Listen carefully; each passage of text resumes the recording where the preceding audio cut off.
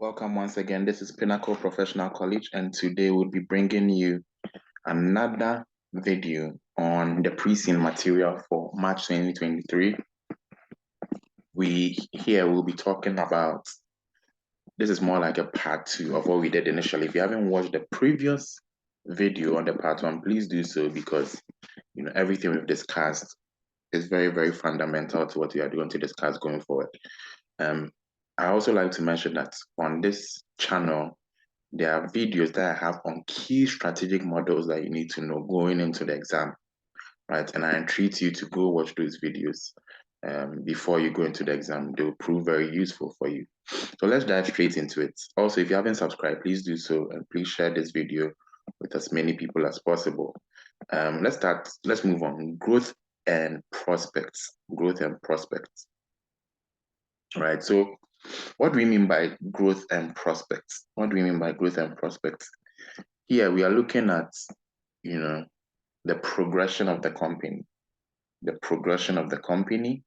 We are also looking at the future of the company and what they've been able to achieve that this far. So you remember we talked about the company life cycle. We talked about the introductory phase. We talked about the growth phase. We talked about maturity phase, as well as the decline phase. Here we are talking about the growth and prospects. So that's more related to the growth phase, right?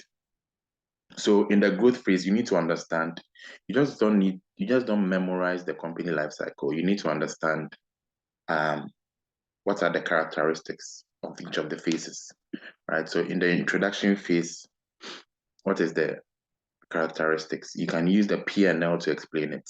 You know that in the introduction phase, you have the revenue is quite low and costs are high because there's a lot of advertising and marketing done at this stage.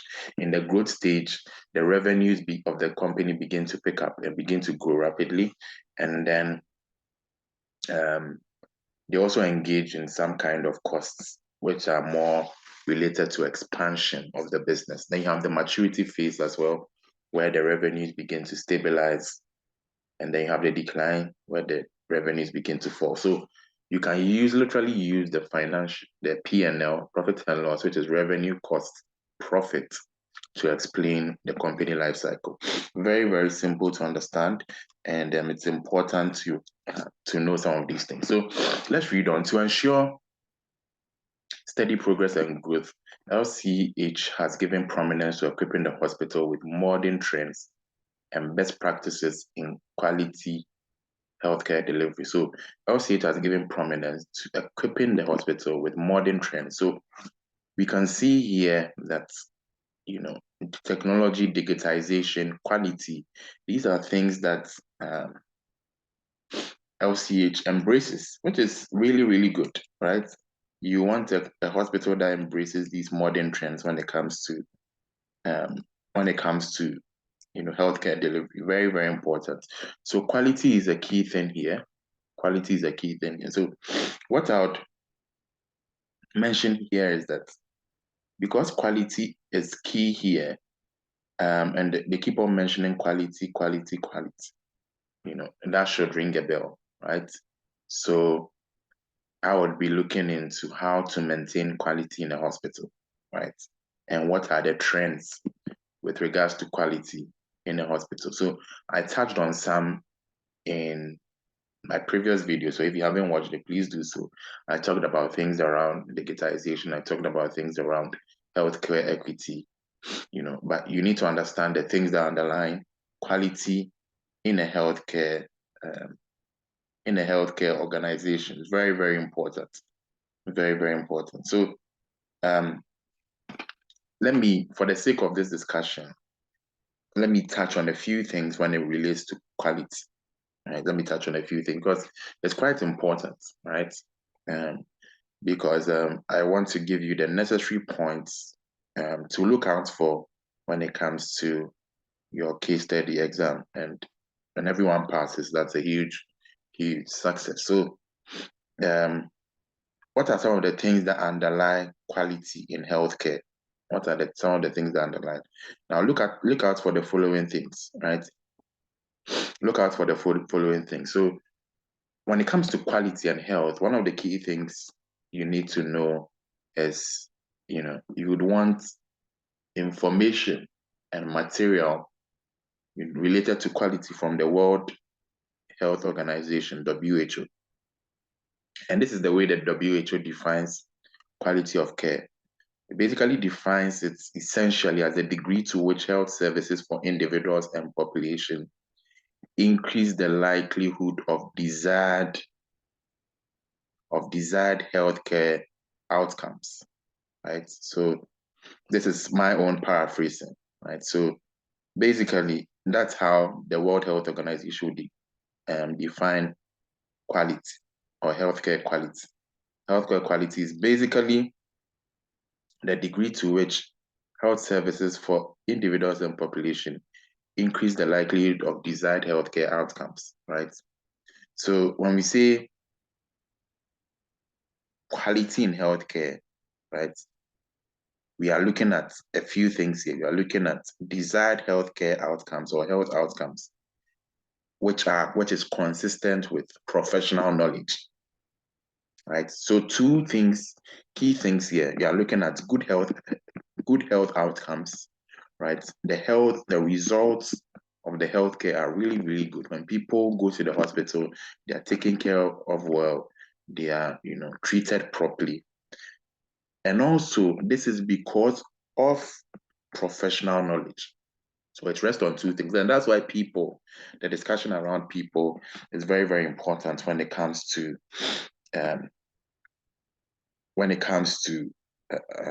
healthcare quality. But somebody might ask, how do you measure healthcare quality?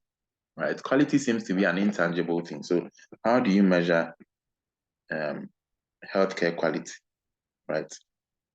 How do you measure healthcare quality? We know that quality can have certain properties, right? Quality can have certain properties or characteristics. And I'm taking the pains to go through this because I see quality mentioned a lot in this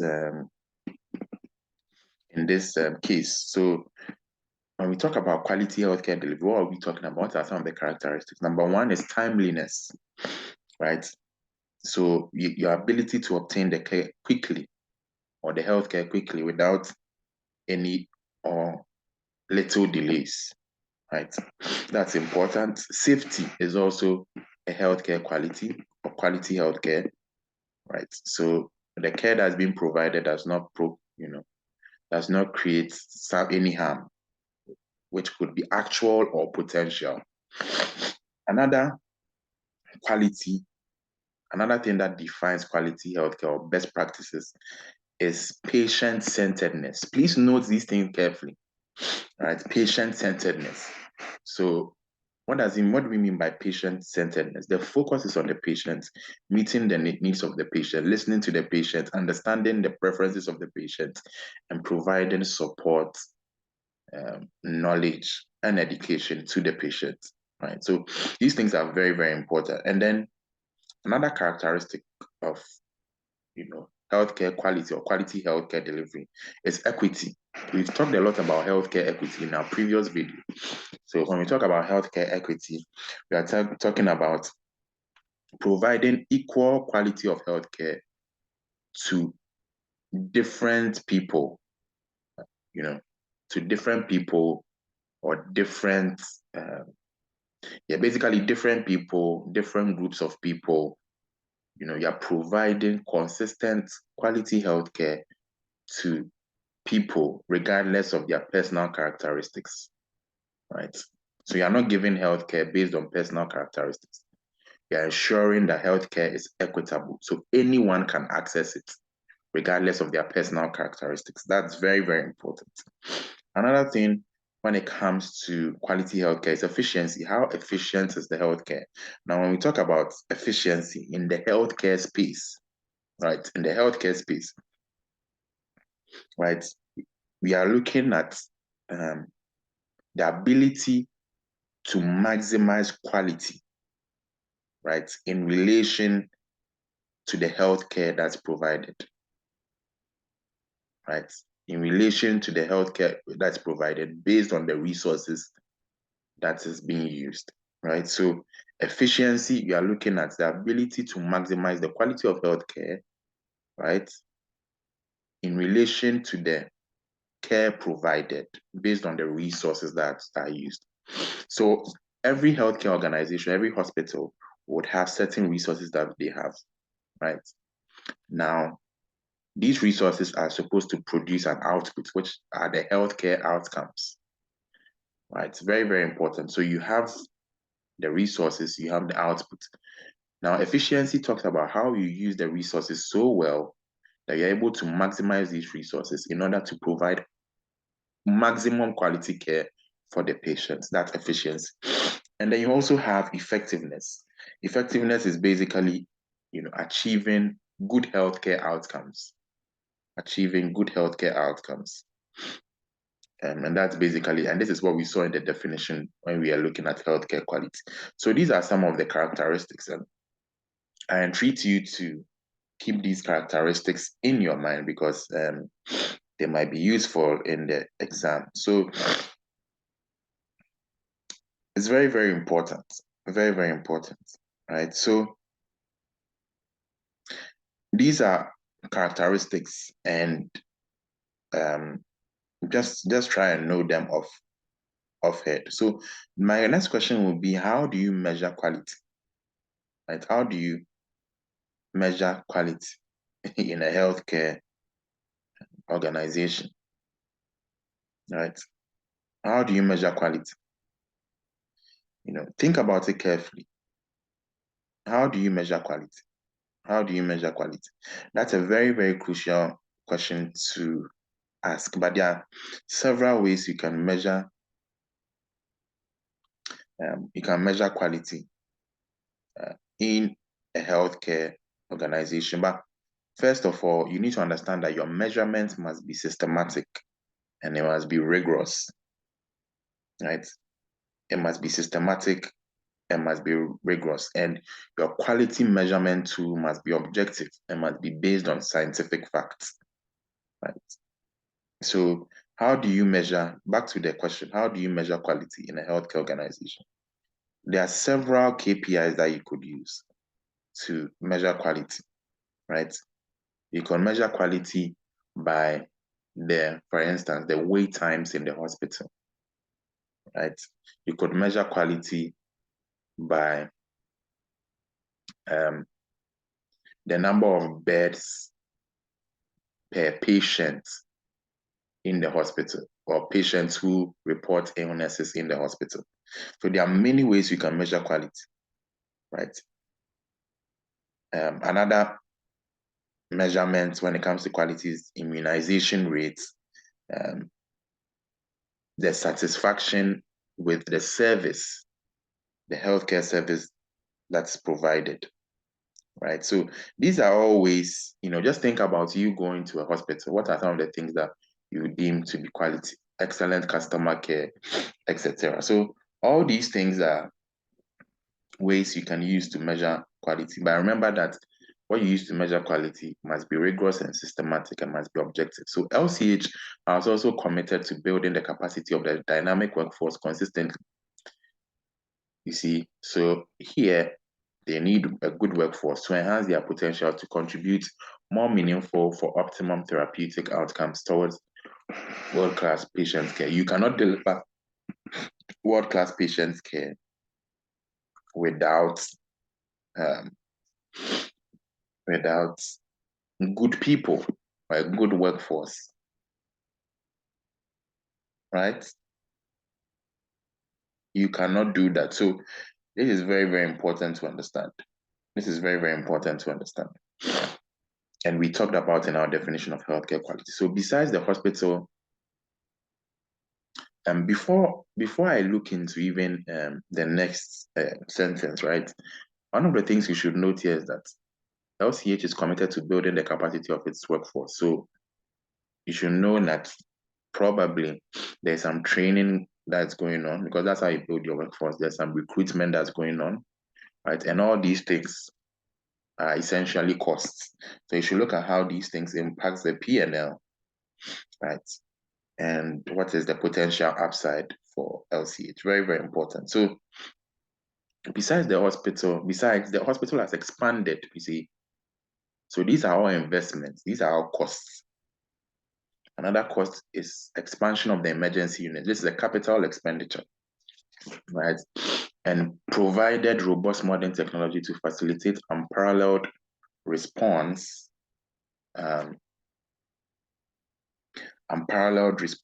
when it comes to when it comes to medical emergencies, I should say. When it comes to medical emergencies. So this is very, very, very important. This is very, very important. As emergency care is notably critical to the delivery of quality care. So you see, so there's some expansion efforts going on here. And how much are they spending on this? How much are they spending on this? Finally, the hospital has considered rolling out a process for the creation of access to medical advisory services online as a strategic standpoint. So you see, we are still talking about growth. And how are they growing? They are growing in terms of modern trends and best practices when it comes to quality. They are growing in terms of workforce. They are growing in terms of expanding emergency units. And they're also growing in terms of creating a medical advisory services unit online. Very, very important. Quite interesting, isn't it? So these are ways they are growing. And I told you that when you're looking at growth, you're looking at things from a revenue point and a cost point. All these things they are doing will cost them some money, expansion, training, etc. As a service business, customer satisfaction is key. Right? LCH is in the process of linking their competitive strategy to their operations to ensure that the hospital achieves its strategic objective. Right? We talked about this in previous lectures where when you have a strategy is a broad long-term goal, right? Now you have to break down that strategy into achievable units, right? So you have to make the strategy operational, right? Very, very important. Very, very important. So you making a strategy operational, you can basically look at the levels of strategy. If you haven't studied that, it's on my channel, you can go and study it. So you have to look at the levels of strategy, right? And you have to make sure that the strategy is operational. What do we mean by making a strategy operational? You have to break it down into smaller units so that the staff can actually work on it and be responsible for something, right? And that's the way you achieve your strategic objective. So performance management systems have an important role because they can show how well or how badly LCH has performed in achieving strategic objectives and identify where improvements are needed. So first of all, when I see performance management systems, I need to take a break and see exactly what's going on here. So what's a performance management system? Right? What's a performance management system? The name suggests it, right? The name suggests it. It's basically a system that is used to manage the performance or used to track the performance of employees. That's in a way that's very consistent and measurable, right? So that's what we mean by a performance management system. And performance management systems will usually rely on technologies and methodologies to ensure that people across the organization are aligned with and contributing to the strategic objectives of the business. That's very, very important. So it's very, very crucial. It's very, very crucial. So there are different performance management systems, right? There are different performance management systems. And in different organizations, I've seen different ways of managing performance, right? So people have what we call the goal setting management system, the employee recognition management system, performance management system, the 360-degree feedback performance management system, coaching performance management system. So there are different performance management systems, and you basically need to know a few and understand it properly, right? So, but what I need to highlight here is the components of a performance management system. The components of the performance management system. The first component of a performance management system is to plan work and set expectations. You plan work and set expectations. The second component is to continually monitor performance. So you monitor performance. The third component is developing the capacity to perform. And the fourth component will be rating performance. And the fifth component will be rewarding good performance. So these are all components of performance management systems. Number one, you set expectations. Number two, you develop capacity, the capacity of people to perform. You monitor performance, you rate performance, and then you reward performance, right? So these are components of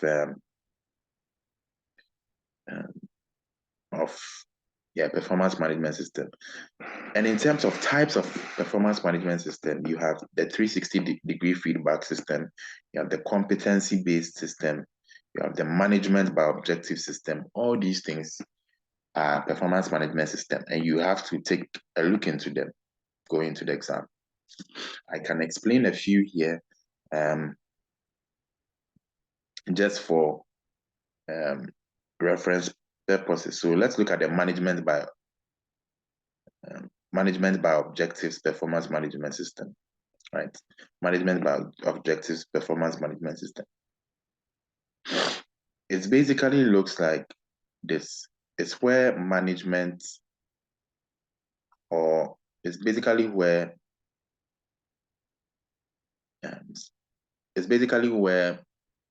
objectives are set.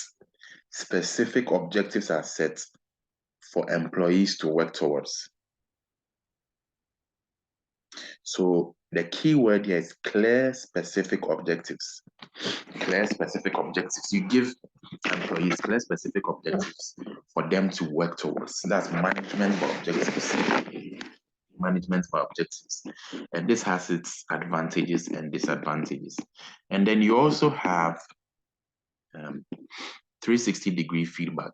360-degree feedback. Now the name seems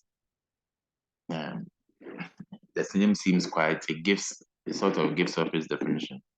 It's basically a feedback system where an employee gains feedback from their subordinates, their peers, their colleagues, as well as their managers and supervisors, as well as the employee themselves evaluate themselves. So it's 360-degree. First of all, the employee will evaluate himself or herself. The subordinates, those who are beneath that employee, the subordinates of the employee would evaluate him or her. The peers of the employee, the colleagues of the employee will evaluate him or her. And then the managers or the senior managers or those above the employee will also evaluate them. So that's very, very important. Now let's move on to board members. Anytime I see board, I'm thinking corporate governance. So if you haven't brushed up on your corporate governance notes, please do so. So Dr. Kingsley Nikwe Kwekutete is the chairman of the 4-member board of LCH, right?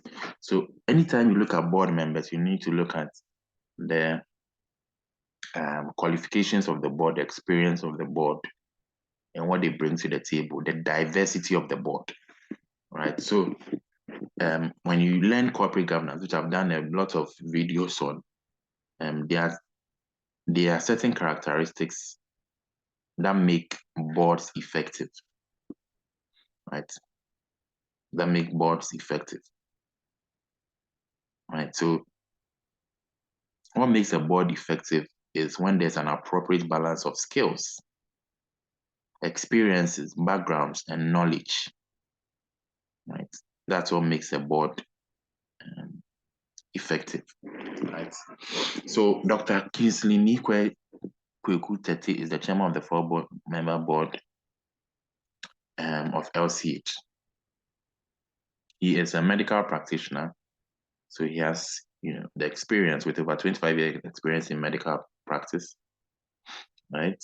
He started his practice at the Kulibu Teaching Hospital and then to Ridge Hospital. So these are two huge hospitals, and very, very important. Very, very important. So after working in the public sector for close to 7 years, he went into the private sector.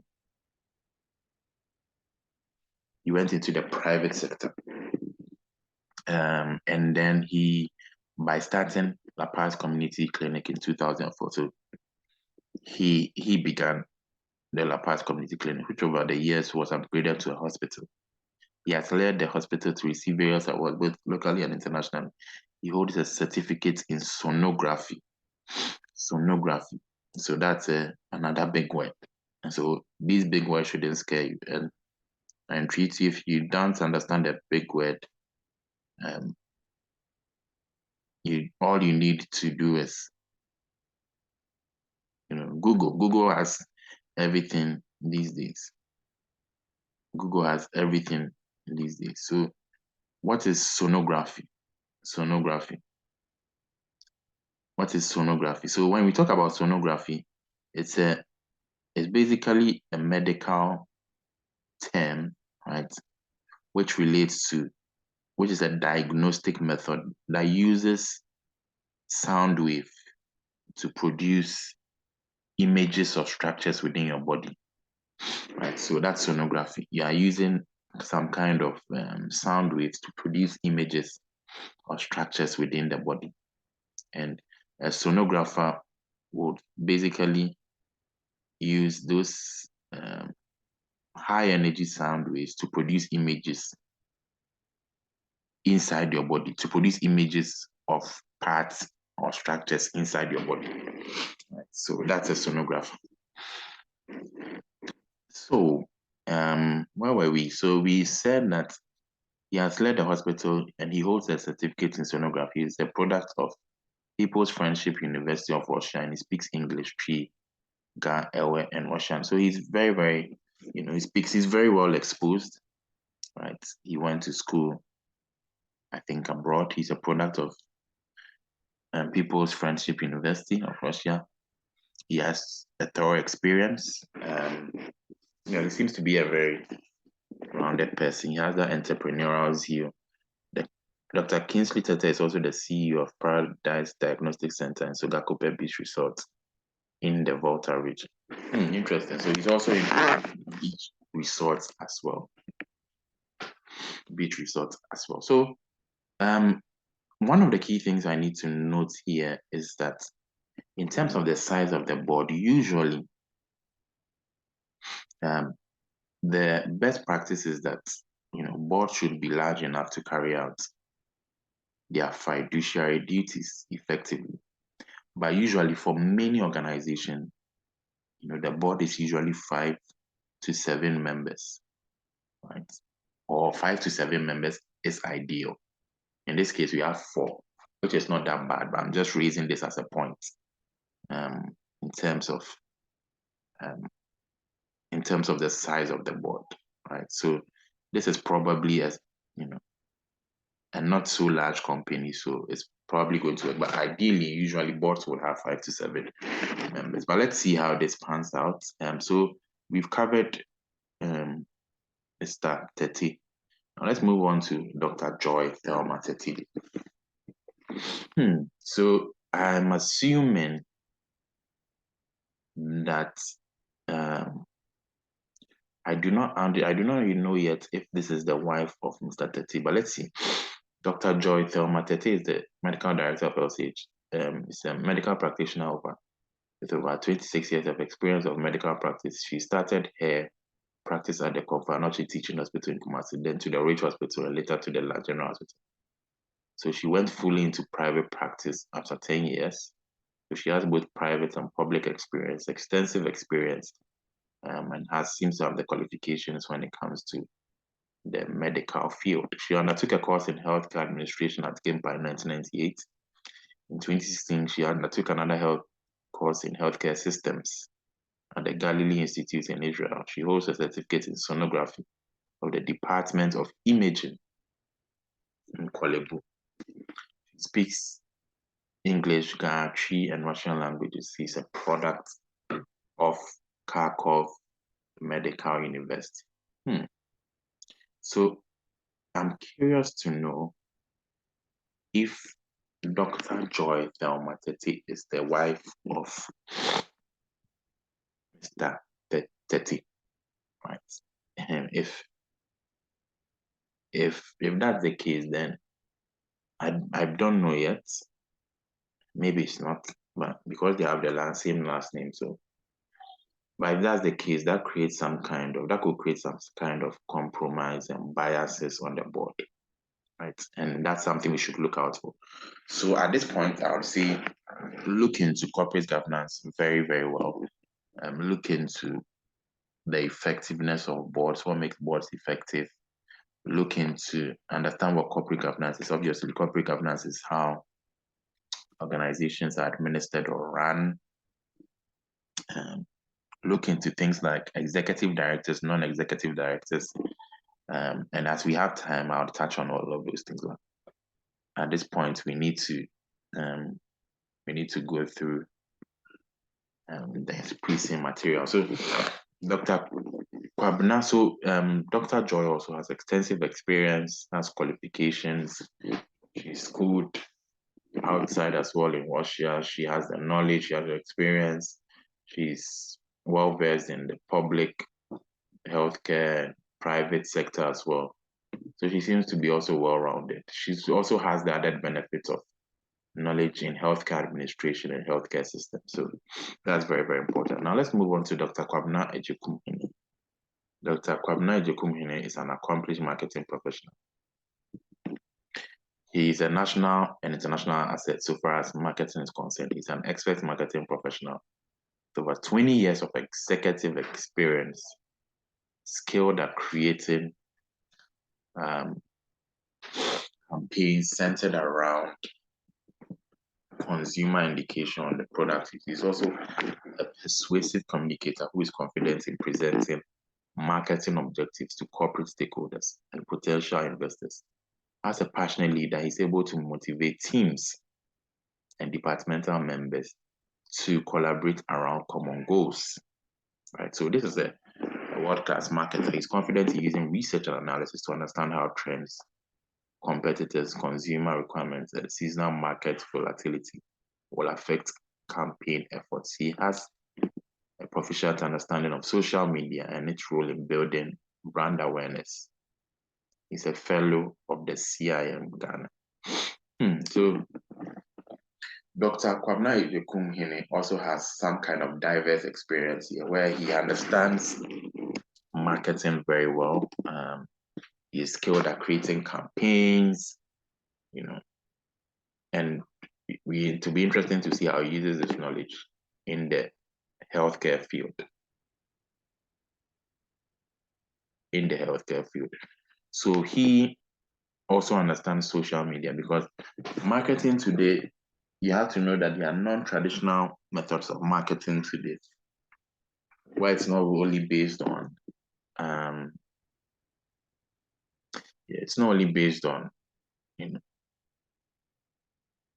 TV, radio, and things like that, right?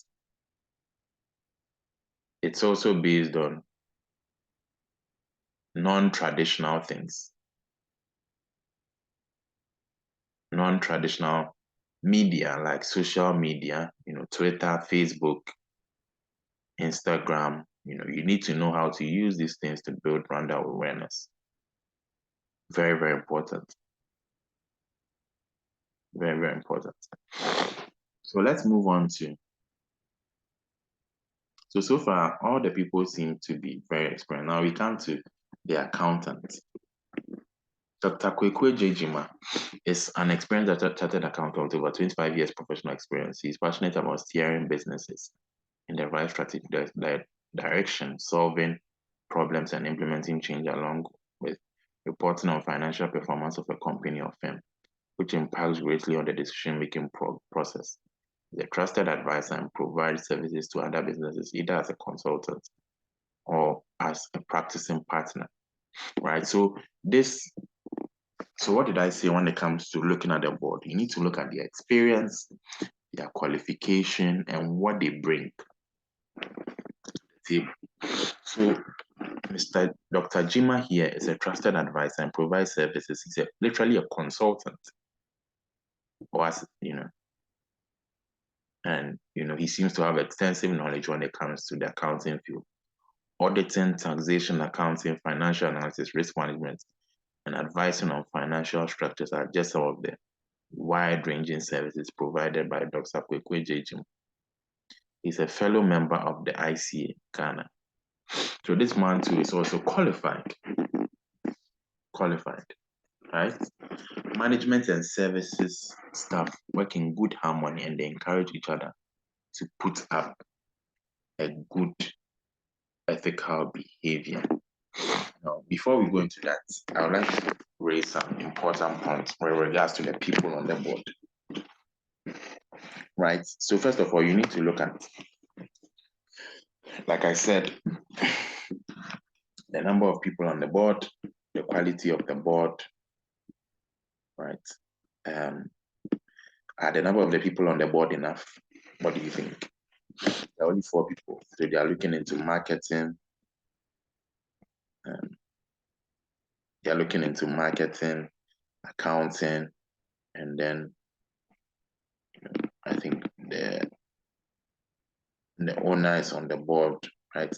But I don't think I saw anyone who is in charge of HR or people, right? Because people is critical when it comes to the healthcare business, right? So that's very, very important. That's very, very important. So maybe, another board member might be crucial, but, all these things are insinuations, and let's see, what's necessary, right? What's necessary. So people, very, very important, people. So maybe someone who is into HR,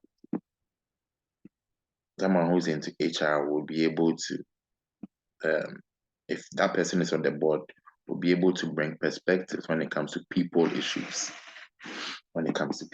So you have,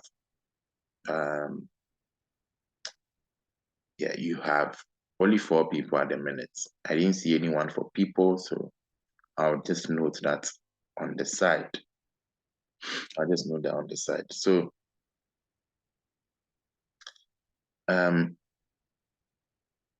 another area too is maybe research and development, but they have a lab, so maybe the lab also works on things like that. So the main thing I'll note here is people. The people side, do they have, because they have a marketing person, they also do not have an administration or operations person on the board. Maybe that's what, if we go back to Dr. Joy, let's go back to Dr. Joy and see what she's doing. She's the medical director, so I'm not sure if she's the one in charge of operations. But if that's not the case, then they need an operations person, they need an HR person on the board. So they have the chairman, they have the medical director, they have the marketer, and they have the accountant. That's it, right? And is that enough? You need to note that down.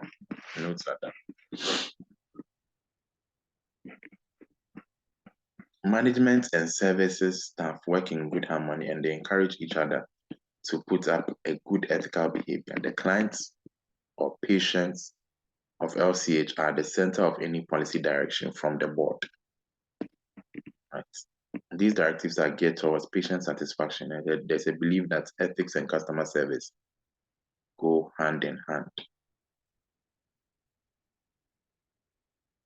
The financial accountant and the internal auditor have therefore been designated ethical focused persons to raise awareness of good ethical behavior. So ethics is being mentioned here, right? So you have to go into your notes and look at information around ethics, right? Or corporate ethics. Very, very important. Very, very important. So what do we refer to when we refer to ethics? Ethics, right? Ethics is basically standards of right or wrong.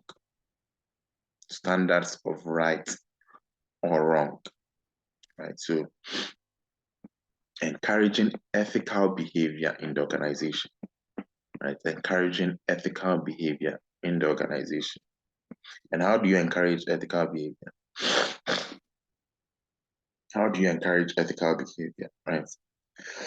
If you want people to behave ethically, how exactly do you do this? How exactly do you encourage ethical behavior? You encourage ethical behavior by being a role model. So management must be a role model themselves. Management must offer ethics training. Management must communicate ethical expectations. So it's good that they are setting the tone by designating ethics focal persons to raise awareness. You also need to reward ethical acts and punish unethical acts. So that's how you encourage ethical behavior in an organization. Very, very important. So all these things are going to be part of the ethos of LCH, right? And there's something we call the cultural web. There's something we call the cultural web. It's a model. So if you haven't looked into that model, I entreat you to try and look into it. So when we talk about the cultural web model, it simply notes that a company's strategy is often a byproduct of its corporate culture, right? So what exactly is the cultural web telling us about? Number one, it tells us about the stories of the organization. Number two, it tells us about the rituals and routines of the organization. It tells us about the symbols of the organization. It also tells us about, the structures. It also tells us about the organization structures. It also tells us about the control systems of the organizations. And it also tells us about the power structures in the organization. So the cultural web will have the shared values of the organization. And I believe that LCH wants to inculcate ethics as part of that. So board members of LCH have deliberated on putting in place an organizational structure that is most effective, taking into consideration their size, complexity, and strategies. The preferred organization structure should reflect the culture. You see, we are being told of culture here. It's important to understand the cultural web, right? And based on their size and their growth, there has to be a structure in place that's able to support that growth. So let me go through the cultural web again, because it might be useful. Number one is what? Stories. So every organization has a story behind it in terms of how the company was founded, how it has gotten this far, the key players in the organization's growth, and how employees describe working at that particular organization, right? And these stories sort of underlie the core values of the organizations, right? So, for example, in certain organizations, the stories that you hear is how the organization began, how the founder had to literally sell everything to start the organization. Those are stories of the organization. Then you have rituals and routines. Rituals and routines are basically behaviors and actions that are acceptable in the company. right? And things that are inculcated into the everyday work life of the employees of that company. So for certain organizations, they believe in morning huddles or morning meetings, right? And this is a ritual. It's a ritual. And then you have symbols. So when we talk about symbols, we are looking at things that play a part of the employer's branding, right? So you have logos, you have how the office looks, how the dress code of the people at work, all those things are symbols. All those. So if you think about Vodafone, you think about their symbol. And then you have organization structures, right? How the organization is structured here, right?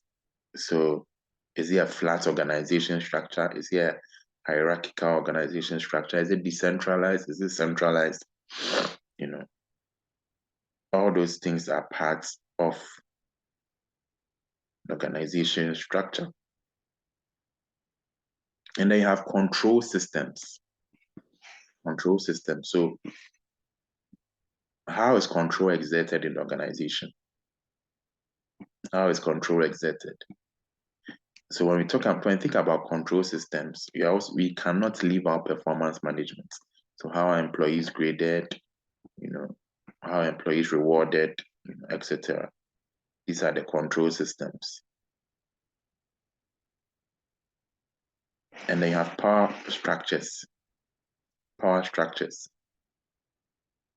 Power structure. So in the organization, how is power distributed? What is the center of power, right? And how is it distributed across the organization? How does the organization run, and whose opinion dictates the strategic direction of the organization?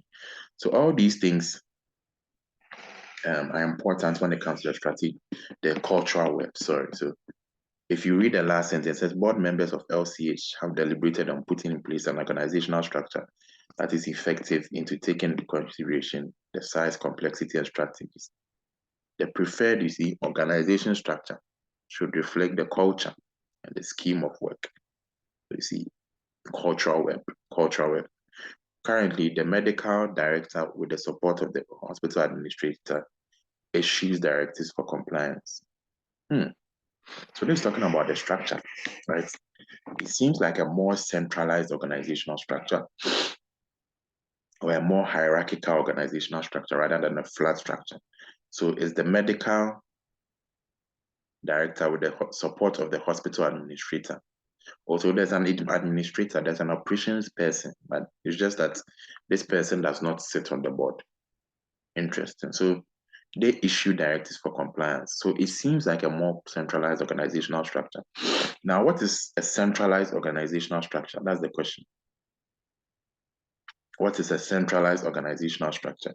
A centralized organizational structure is basically a structure where power is held at the top of the organization and instructions are given from the top and must be carried out by lower level employees.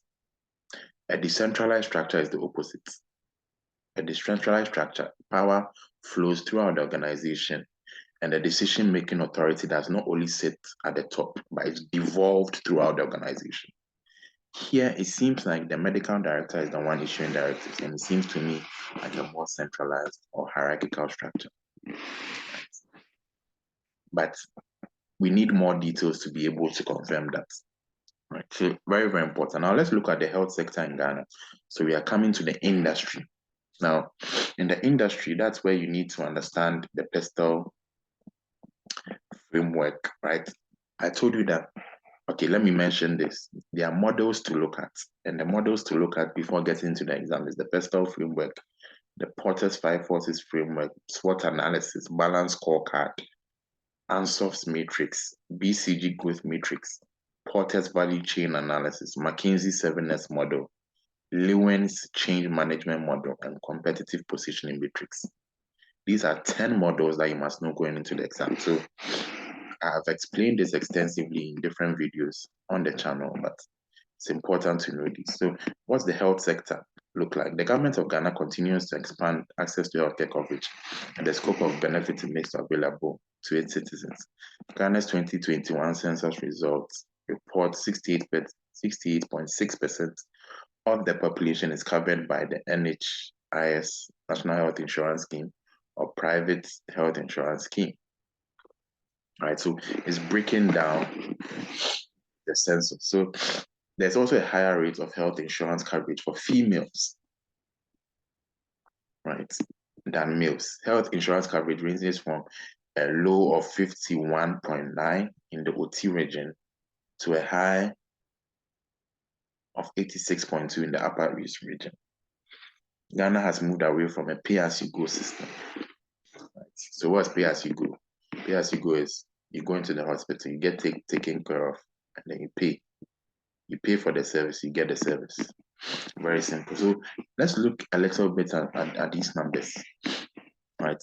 So about 70% of the population is covered by insurance. Right. So the other 30%, how are they? They are probably paying cash. Right. So you want to understand, why are they paying cash? What are the reasons? Can they not come on the health insurance systems at least? Or are they not aware of private health insurance schemes, etc.? And it seems that the health insurance coverage or the health insurance coverage for females is higher. So what's the possible reasons? So this is the breakdown of the numbers. Now, Ghana has moved away from a pay-as-you-go system where individual health expenditures were paid in cash prior to treatment and covered entirely by the patient. So you see, I already talking about this. The NHIS now provides wide coverage for a limited scope of health issues, primarily ensuring for treatment against the most prevalent diseases such as malaria. The healthcare sector in Ghana is organized at 3 different levels: national, regional, and district. National, regional, and district. Health interventions are packaged for each level, right? So very, very important. So you are looking at things from the industry level, from the national level, and the pestle framework comes in handy. Healthcare is variable throughout Ghana. Urban centers are well served. So this is a regional analysis. So urban centers are very, very well served. And that's where most hospitals, pharmacies are found. Rural areas, do not have modern healthcare services. And patients in those areas rely on traditional African medicine or travel great distances for healthcare. So that's, in a sense, an opportunity. So anyone who goes into the rural areas can be able to build a hospital because there seems to be a need for good hospitals in those areas. Another thing is, can they afford the hospital in those rural areas? That's another question. Most healthcare is provided by the government and is largely administered by the Ministry of Health and the Ghana Health Services. The healthcare system has 5 levels of providers: health posts, which is the first level of primary care in rural areas; health centers and clinics; district hospitals; regional hospitals; and tertiary hospitals. Right. And Ghana spends on average about 6% of its GDP on healthcare infrastructure. The COVID-19 pandemic has exposed large gaps in the healthcare sector, including the need to construct more district-level hospitals. So, see, COVID-19 has come to change everything. So, I won't be surprised if later in the case, we see the impact of COVID-19 on LaPaz Community Hospital, or we see the impact of some kind of disease or outbreak of disease on LaPaz Community Hospital. Because if there's a disease, if there's an outbreak of disease, people rush into the hospital, and a community hospital like that might not be able to handle all the patients. All right, so very, very important. So let's look at, it says healthcare is variable throughout Ghana. In the urban centers, they are sort of well taken care of. But the rural areas, that's where the problem is. The Ministry of Health and Ghana Health Services is where the administration occurs. And there are 5 levels of providers. right? 5 levels of providers. So you have health posts, right? And you need to understand what a health post is. A health post is basically a zone where, a zone where public health service is provided, a place where public. So that's the first level of primary care. Then you have health centers and clinics, you have district hospitals, regional hospitals, and tertiary hospitals, which are much bigger, really big hospitals with improved infrastructure. So we see that Ghana only spends about 6% of its GDP. Is that huge? Is that small?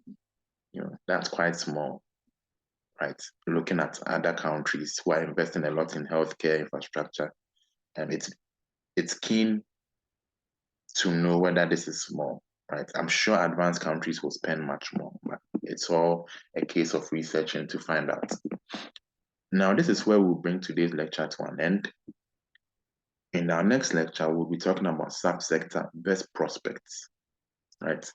And we'll be looking into that. So we are on page 6 now, you see. So we are making progress. We have about 6 pages to go.